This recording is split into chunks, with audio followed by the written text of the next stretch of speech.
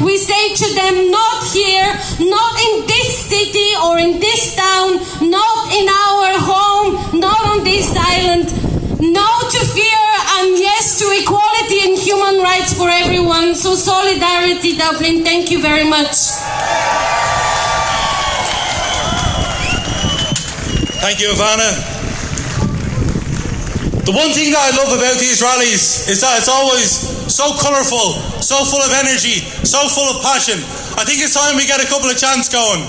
Over the last little while, we've seen people take to the streets and try and spread hatred and division, but they need to know that these are our streets.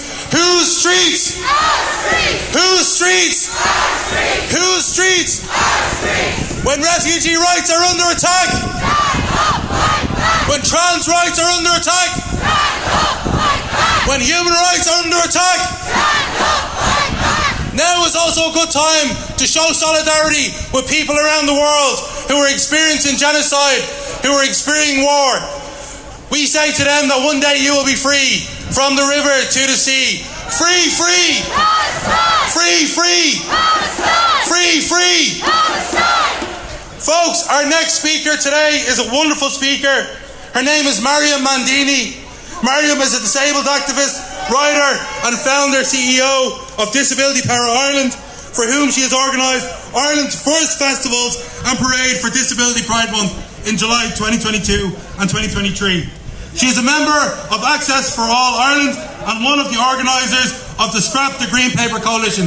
Folks, please give a warm welcome to Mariam Mandini.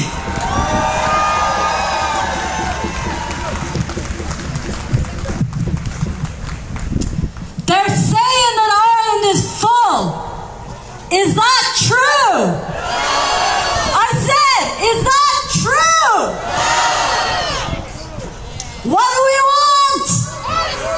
When do we want it? What do we want? When do we want it? Folks, there are 160,000 empty Irish homes. Open the empty homes and build more social housing. Fix the housing crisis and there will be room for all. Let me tell you a bit about my experience. I'm an Irish woman, born here to migrant parents from India and Malaysia.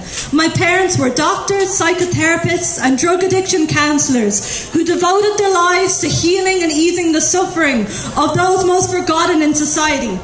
They did their part to contribute in small but meaningful ways to their community. There are migrants doing this in Ireland every day. They are working in all sectors of society, including as personal assistants, carers and support workers for disabled people. When we create conditions for integration, everyone thrives. Everyone is better off. Everyone is enriched through differences. Thank you. The best example I know of integration is a multicultural Discovery Gospel Choir based in a church off O'Connell Street. From this little sanctuary, you can hear people from all over the world singing in over 20 different languages. It's the most beautiful vision I know of what our nation could be. A nation, according to Roger Casement, is a very complex thing. It never has consisted solely of one blood or of one simple race. It is like a river which has many sources, many converging streams before it becomes one stream. We cannot shut off all the streams and flows of movement of people across the world, and we shouldn't, because the lifeblood of a nation is its diversity. In the disabled community, we have Disability Pride Month, which is for all disabled people and celebrates disability as a natural and beautiful part of human diversity. What we are defending here today and what we should want to become is the best possible version of Ireland. And we can only do that when we welcome and embrace the humanity of Irish people and all who would be Irish in all our collective diversity. And we must include disabled people in that. Disabled voices are routinely unheard.